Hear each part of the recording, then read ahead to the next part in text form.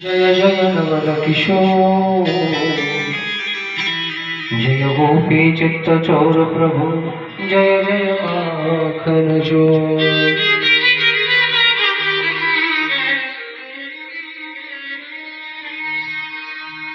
नित्य भगवती भाव निर्जित चेतस भक्तगण,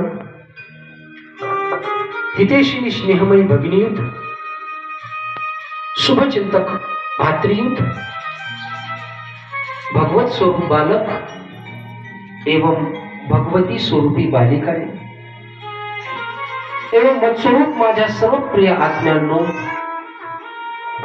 आत्मोद्धारक श्रीमद भागवत कथामध्ये प्रेरित करणाऱ्या आपल्या सर्वांच्या हृदयामध्ये स्थित त्या दिव्य चेतनेला नतमस्तक होऊन मी माझ्या वाणीला श्रीमद भागवत रूपी महाअर्णवामध्ये प्रवेश करीतो। आपण सुद्धा आपल्या कर्णपुटांना श्रीमद भागवत कथेमध्ये कथेच्या श्रवणामध्ये निमज्जित करसा अशी आपल्याकडून अपेक्षा ठेवतो एवं कथेच्या द्वितीय दिवसाच्या कथेकडे असणारा प्रारंभ करतो।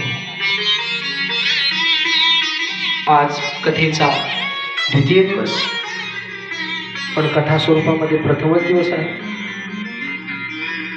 ज्या महात्म्यांच्या छत्रछायेखाली बसून आपण दिव्य सत्संगाचा असणार श्रवण करीत आहोत, पुनश्च त्या असणाऱ्या दिव्य महात्मा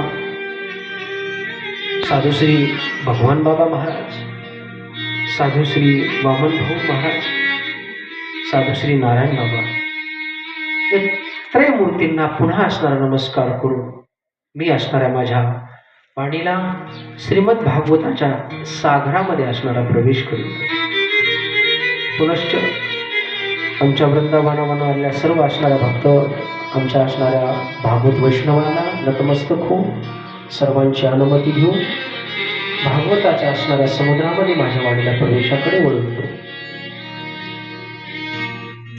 कालच्या कथेमध्ये आपण पाहत असताना कथेची नुसती असणारी सुरुवात केली। आज आपल्याला कथेमध्ये असणारा भागवताच्या असणाऱ्या महात्म्याकडे असणारं वळायचं। वेळ नसल्यामुळे आपण काल कथेला थोड्या मध्येच असणारा काय केलं होतं, समाप्तीकडे असणारं वळवलं होतं।